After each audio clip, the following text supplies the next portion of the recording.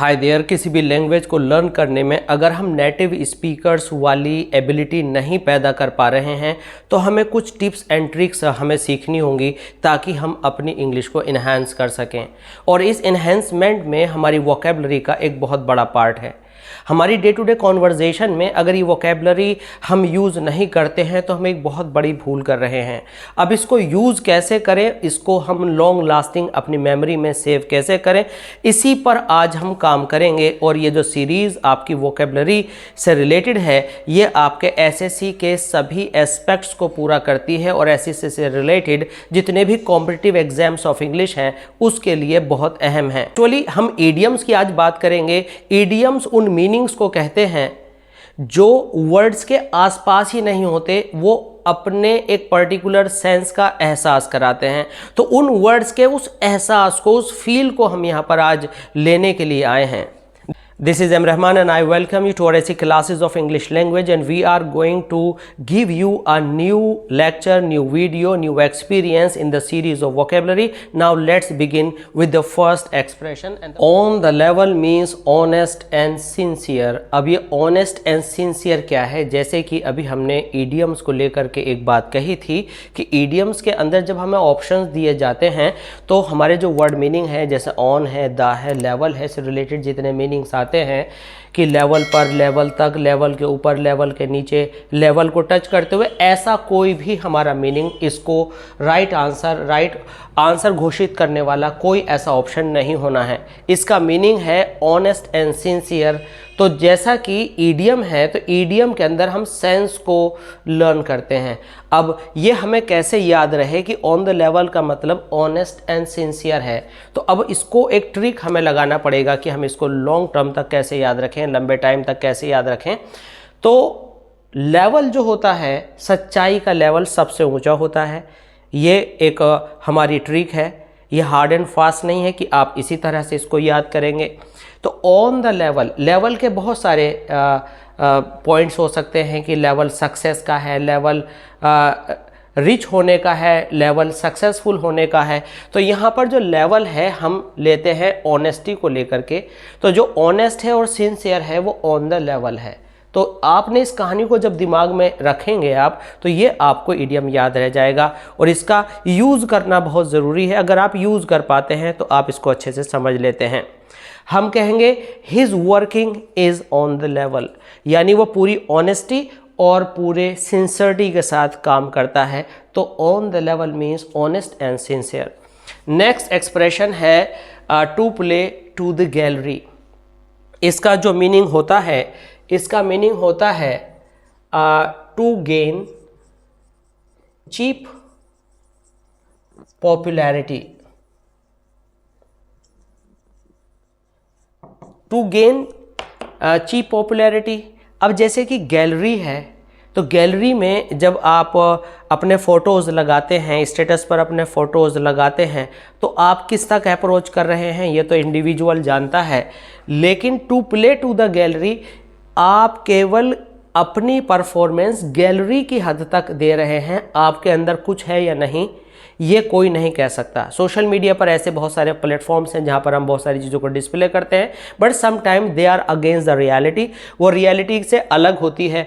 तो to play the gallery का मतलब टू गेन चीप पॉपुलैरिटी। अब इसको कनेक्ट कैसे करें, ये हमें याद कैसे रहे।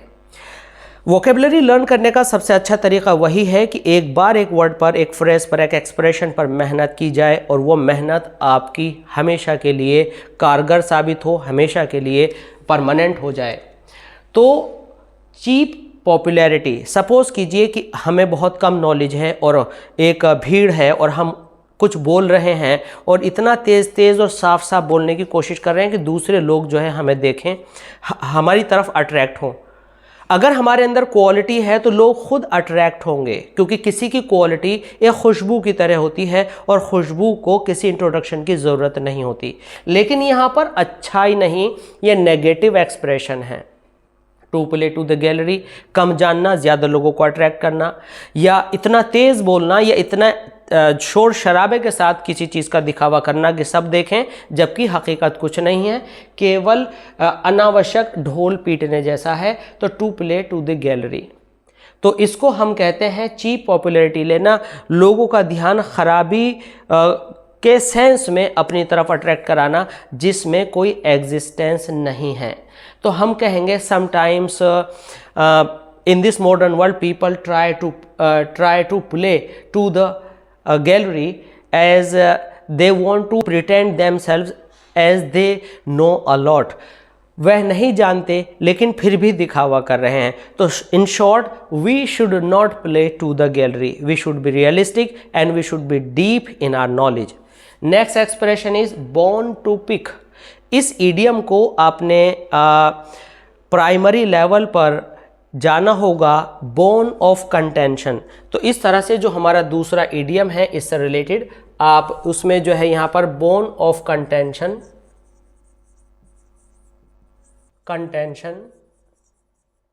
ये सेम ही है। इसका मतलब है cause of dispute. Cause of dispute यानी झगड़े की जड़। अगर आप इसको यूज करते हैं तो इस तरह से इसको रिलेट कीजिए। वर्ड मीनिंग से तो हमें कुछ लेना देना है नहीं, हमें इसको सेंस के द्वारा समझना है। कई सारे डॉग्स हैं और एक हड्डी पड़ी है, तो एक छीनेगा बार्किंग करेगा, दूसरा छीनेगा बार्किंग करेगा, अपने फैंक्स दिखाएगा, दांत दिखाएगा, गुस्सा दिखाएगा। तो ये हो गया कि एक हड्डी है, कई लोग लेने वाले हैं, कई कुत्ते लेने वाले हैं। तो बोन हो गया कंटेंशन। कंटेंशन का मतलब है झगड़ा। बोन टू पिक यानी बोन को कौन पिक करे। तो ये सारी चीज़ें एक ही तरफ इशारा कर रही हैं और वह है कॉज ऑफ डिस्प्यूट। तो यहाँ पर हम क्या कहेंगे, this property is a bone to pick and this property is a bone of contention. यानी कोई भी एक प्रॉपर्टी है, ये झगड़े की जड़ है इन सारे ब्रदर्स में, इनके सारे फ्रेंड्स में। तो ऐसे ही बोन टू पिक हो जाएगा कि किसी भी मुद्दे को उठाने का मतलब है झगड़ा हो जाना। तो the discussion of religion is bone to pick, तो यानी झगड़े का कारण। नेक्स्ट इडियम है ऑल एट सी। तो इसका मतलब होता है कंफ्यूज्ड। अब ऑल एट सी का कन्फ्यूज़न से क्या लेना देना है ये हमें समझना है कि ऑल एट सी कन्फ्यूज्ड है, घबराया हुआ है, बुद्धि काम नहीं कर रही है, समझ में नहीं आ रहा, कहीं ना कहीं कुछ एम्बिगुअस है, मिक्सड अप हो रहा है, क्लियर नहीं है, ये सब ऑल एट सी है। सपोज कीजिए हमें इडियम आया ऑल एट सी और हमें ऑप्शंस दिए गए, anything that is in the sea, anything that is on the sea, anything that is surrounded by water. तो ऐसे आपको मीनिंग्स कंफ्यूज करने के लिए दिए जाते हैं और हम सी और ओशन और वाटर से रिलेट करके एक कोई भी तुक्का लगाने की कोशिश करते हैं जो कि बिल्कुल गलत है। तो हमें एक बार रिलेट करना सीखना पड़ेगा। ऑल एट सी यह है कन्फ्यूज़न और यह है सी। जब आप चारों तरफ पानी से घिरे हों और आपको बचने का कोई उपाय नज़र ना आ रहा हो तो आप कहेंगे कि मैं चारों तरफ परेशानी से घिरा हूँ। तो यहाँ पर sea refers to water and water refers to troubles and problems. तो ऑल एट सी, कई बार ये केवल एट सी भी आता है। I am at sea what to do, मैं क्या करूं समझ नहीं आता। तो ऑल एट सी या एट सी आ गया कंफ्यूज्ड, और कंफ्यूज्ड आपका एडजेक्टिव की तरह काम करता है। आई एम कंफ्यूज्ड यानी मैं बहुत ही डिसीज़न न लेने की स्थिति में हूँ। तो ये कंफ्यूज्ड आपका यहाँ पर पानी से रिलेट करके आप लर्न कर सकते हैं। इनफ रोप, इनफ रोप का मतलब है क्या, फ्रीडम और लीनियंसी इन डूइंग समथिंग। अब ये फ्रीडम किस तरह की फ्रीडम है? अब आपको ऑप्शन में फ्रीडम ही आने वाला नहीं है, आपको ऑप्शन में इस फीलिंग से रिलेटेड कोई भी एक्सप्रेशन आएगी, आपको ये समझना है। ऑलवेज बियर इन माइंड कि जब भी हमें इडियम्स दिए हों तो हमें वो फील, वो बात समझनी है कि इनफ रोप का क्या कहना चाहता है, मीनिंग क्या है, ना कि ये जो वर्ड मीनिंग सामने दिया है, जो एक्सप्रेशन एक सिनोनिम के रूप में दी गई है, नियरेस्ट मीनिंग के रूप में दी गई है, ये एवरीथिंग नहीं है। इसको समझिए, ये तो केवल एक झलक है इनफ रोप की। मान लीजिए कोई बदमाश है और बदमाश को बहुत छूट मिली है, उसको ना तो बीमार होता है ना ही वो कुछ उसको होता है, और वो पनपता जा रहा है, पनपता जा रहा है, पनपता जा रहा है। एक अच्छा आदमी है, वो दबता जा रहा है, परेशान है, उसका जीवन एक परीक्षा बन गया है। तो हम कहेंगे कि उस खराब आदमी को गॉड ने एक ऐसी रस्सी दे रखी है जिसको वो ढील दिए जा रहा है, यानी उसका मटका अभी भरा नहीं है और वो लगातार अपने एक्शंस का दुरुपयोग करता जा रहा है। इनफ रोप, इनफ काफ़ी सारी रोप, रस्सी हर इंसान को खुदा ने, ऑलमाइटी ने, ईश्वर ने बांधा हुआ है और हर एक की रस्सी एक दिन खींचनी है, लेकिन किसी की रस्सी बहुत लंबी है और वो उल्टे सीधे काम किए जा रहा है। तो इनफ रोप मीन्स फ्रीडम। तो यहाँ इनफ रोप का मतलब आ गया he is getting leniency from some authority, कि वो किए जा रहा है। अथॉरिटी में भी कि कोई वर्डली है कि या कोई स्पिरिचुअलिटी से रिलेटेड कोई भी बात है, तो हम कहेंगे वर्डली मैटर में भी हम कह सकते हैं please don't give enough rope to your children, maybe they are going to spoil. तो यहाँ पर बच्चों को ज़्यादा छूट मत दीजिए, कहीं ऐसा न हो कि वह बिगड़ जाए। तो वह जो छूट है जिसमें उनकी पकड़ नहीं की जा रही, वो इनफ रोप है। ये फ्रीडम वो नहीं है जो आप फ्रीडम ऑफ द कंट्री या किसी भी जगह या चीज़ की बात करते हैं। फ्लॉगिंग अ डेड हॉर्स, इसका मतलब आपका होता है टू वेस्ट टाइम। अब कहाँ तो फ्लॉगिंग, कहाँ पर हॉर्स, डेड मरा हुआ, वेस्ट टाइम, बड़ी अजीब सी बात है। तो इसको आइए रिलेट करते हैं। फ्लॉगिंग का मतलब होता है एड़ लगाना, फ्लॉगिंग का मतलब होगा सर पर दौड़ाना, फ्लॉगिंग का मतलब होगा इस पर का मतलब होता है हवा से बातें करना। अ डेड हॉर्स यानी आप एड़ियाँ मारते हैं घोड़े में और घोड़ा आगे बढ़ता है और आप उसे क्या करते हैं, इग्नाइट करने की कोशिश कर रहे हैं। जैसे कि बाइक में, गाड़ी में चाबी लगाते हैं और वो स्टार्ट हो जाता है और हॉर्स डेड है। जब डेड हॉर्स को आप सरपट दौड़ाने के लिए एड़ लगाएंगे तो इसका क्या मतलब है? इसका मतलब है कि आप वक्त बर्बाद कर रहे हैं, आप ऑन द रॉन्ग पाथ हैं, आपका डिसीजन गलत है। तो ज़रूरी नहीं है कि वेस्ट टाइम आपका मीनिंग वहाँ पर दिया गया हो। वेस्ट टाइम तो केवल एक ग्लिम्स है, एक झलक है, एक इंडिकेशन है। It's not final meaning. आप समझिए, फ्लॉगिंग अ डेड हॉर्स हो सकता है यहाँ वेस्ट टाइम हो सकता है कहीं पर डिस्ट्रक्शन ऑफ अपॉर्चुनिटी हो सकता है कहीं पर रॉन्ग डीड हो, रॉन्ग एक्ट हो। कुल मिलाकर के आपको सारे ऑप्शंस को अच्छे से समझना पड़ेगा और जो सबसे अच्छी तरह से यानी बेस्ट एक्सप्रेस कर रहा हो वो आपका क्या होगा, मीनिंग होगा, या आप उस एक्सप्रेशन को रिलेट करेंगे। तो यहाँ पर फ्लॉगिंग अ डेड हॉर्स, तो इसको आप ऐसे भी कर सकते हैं दूसरे वर्ड्स में, क्या, beat the air. Beat the air ये इसका सेम मीनिंग रखने वाला एक्सप्रेशन है। इसके अलावा और भी दूसरे ऐसे मीनिंग हैं, वाइल्ड गूस चेज।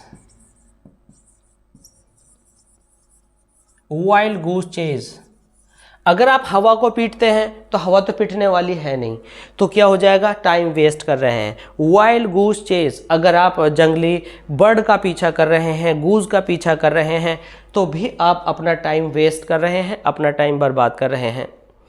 और इस टाइम बर्बाद करने में आपकी अपॉर्चुनिटी मिस हो रही है। तो वाइल्ड गूस चेज, तो इन सब का मीनिंग एक ही निकल करके आता है। तो ज़रूरी नहीं है कि ये इसी के लिए हो, ये सारी एक्सप्रेशंस आपकी इसी कंसर्न से हैं, इसी जोड़ से हैं। प्लेस,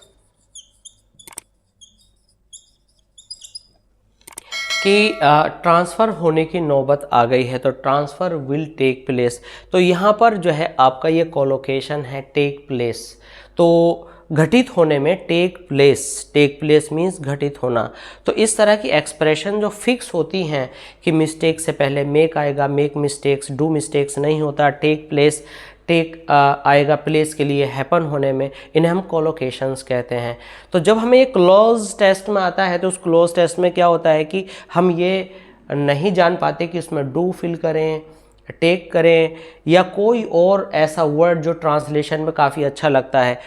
तो अच्छा लगना कुछ होता ही नहीं है, जो फिक्स है आप उसके ऊपर ध्यान दें, उस एक्सप्रेशन को एज इट इज़ लर्न करें। तो हम आपको डिस्क्रिप्शन बॉक्स में आपको लिंक देंगे किसका, कोलोकेशन का, वहाँ से आप उसको क्लिक करके कोलोकेशन की स्टडी कर सकते हैं, जो कि आपके क्लोज टेस्ट के लिए बहुत हेल्पफुल होगा। तो heads will roll, transfer will take place. अब इसको रिलेट कैसे करें कि आपका ट्रांसफ़र होने वाला है या किसी का ट्रांसफ़र होने वाला है। जब ट्रांसफ़र होगा तो जो हेड्स होंगे उनका रोल किसी और ऑफिस में लगेगा। रोल नंबर, रोल अटेंडेंस, तो रोल्स ऑन द रोल्स, तो रोल जो होता है वो प्रेजेंस और अटेंडेंस को लेकर के होता है। तो जब हेड्स होगा, एक हेड एक जगह पर था, दूसरा हेड दूसरी जगह पर है, तो वो रोल हो रहा है, अटेंडेंस उसका चेंज हो रहा है, तो ऑफ कोर्स जो ट्रांसफ़र है वो टेक प्लेस हो रहा है। तो ये हो सकता है बेतुका लगे आपको, हो सकता है ये लिंक आपको ऑकवर्ड लगे, बट हमें ये एक्सप्रेशन याद करना है। आप कुछ नया भी एक्सप्रेशन अपने पास से तैयार कर सकते हैं, और एक बार जब वोकेबलरी लें तो तैयार करते चले जाएं ताकि आपको आसान हो। तो ये हुआ heads will roll. It means heads will roll if he will do his work with honesty. आमतौर से क्या होता है कि किसी डिपार्टमेंट में आपने थोड़ा सा सही चलने की कोशिश की तो आपका ट्रांसफ़र तुरंत हो जाता है, तो उस जगह पर आप लगा सकते हैं कि हेड्स विल रोल। ओके, तो अब आते हैं नेक्स्ट पर, make no bones about. Make no bones about का मीनिंग है टू हैव नो हेजिटेशन।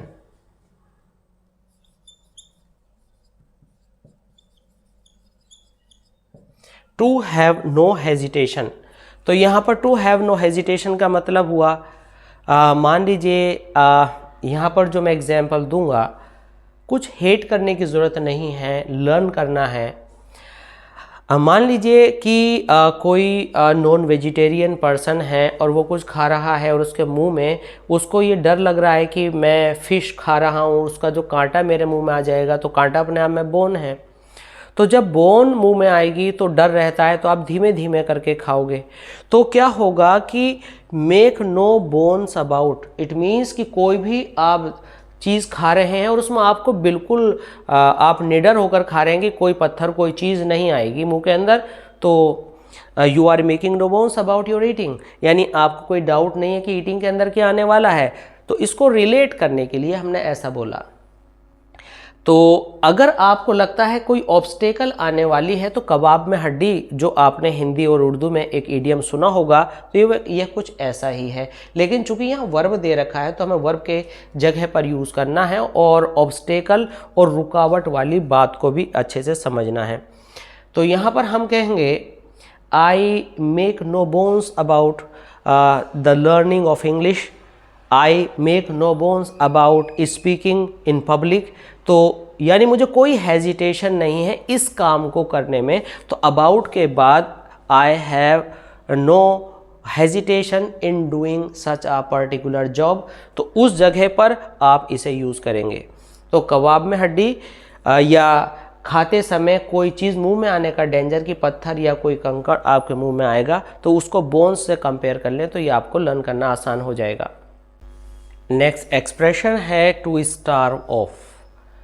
अब स्टार्व का मतलब होता है भूखा मरना और ऑफ का मतलब होता है टू डिस्कनेक्ट, दूर करना, डिस्कनेक्ट करना।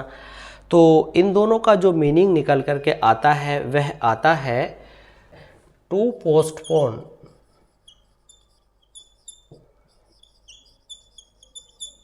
तो अब इसे रिलेट करना है कि ये पोस्टपोन कैसे याद रहे। तो स्टार्व भूखमरी को दूर आप कैसे करेंगे? आप दूर करेंगे टालकर, कि हम कोई ऐसा काम ना करें, इतना उधार ना ले लें, इतना ज़रूरत से ज़्यादा खर्चा ना कर लें कि हम स्टारवेशन की कगार तक पहुंच जाएं। तो हम क्या करेंगे? पोस्टपोन करेंगे उस काम को। तो स्टार्व ऑफ, हर आदमी चाहेगा कि भूखमरी दूर हो, उससे अलग हो जाए और प्रॉस्पेरिटी आए। तो स्टार्व ऑफ, पोस्टपोन। तो आप कहेंगे I want to starve off too much study of useless stuff, यानी जो गैर ज़रूरी चीज़ें हैं उनको आप पढ़ना नहीं चाहते, उनको आप उनसे दूर हो जाना चाहते हैं। To give a piece of mind का मतलब होता है टू रेप्रीमेंड या टू स्कोल्ड, डांटना। अब डांटने से give a piece of mind का क्या मतलब है, तो इसको रिलेट करने के लिए एक तो आप इसको PEACE पीस मीन शांति से रिलेट कर लें कि भाई मैंने उसको डांटा तो आज मेरी जो माइंड की पीस थी मैंने उसको दे दी, केवल सोचने के लिए है। एक्चुअली ये टुकड़े वाला वर्ड जो पीस है वो यूज़ हमें करना है। तो आप क्या करेंगे, मैंने अपने दिमाग का एक हिस्सा उस पर खपा दिया, उस पर लगा दिया, उस पर खर्चा कर दिया और मैं थक गया, तो ये हो गया डांटना। क्योंकि डांटने से जो है हमारी बहुत सी एनर्जी और उस एक्साइटमेंट में ख़त्म हो जाती है जो कि हम पॉजिटिव एक्टिविटीज़ करने में लगा सकते हैं। तो हमने अपनी जो पावर थी माइंड की उसको लगा दिया दूसरे की वजह से, दूसरे की गलती पर डांटने में। तो to give a piece of mind, मैंने अपने माइंड का पीस उस डांटने में खर्चा कर दिया, तो ये हो गया स्कोल्ड। तो I do not want to give a piece of mind to all the students because of their negligence in work. तो इस तरह से आप इसे यूज़ कर सकते हैं। आपके पास ऐसे कौन कौन से दूसरे इडियम्स हैं और उनको आप कैसे समझना चाहते हैं, आप हमें कमेंट सेक्शन के थ्रू भेजते रहिएगा और जुड़े रहिएगा सीरीज़ से entire preparation for SSC, NDA, CDS, आपका TGT, PGT सभी एग्जामिनेशंस में ये सारी वोकेबलरी आपको काम आने वाली है। इवन इनकॉम्प्रिहेंसिव क्वेश्चंस ये आपके लिए बहुत ही हेल्पफुल साबित होगी। तो मिलते हैं इसी तरह की दूसरी वीडियोस के साथ। अगर आपने अभी तक भी हमारा चैनल सब्सक्राइब नहीं किया है तो सब्सक्राइब करें, लाइक करें, शेयर करें। Thanks for being with us, thanks a lot.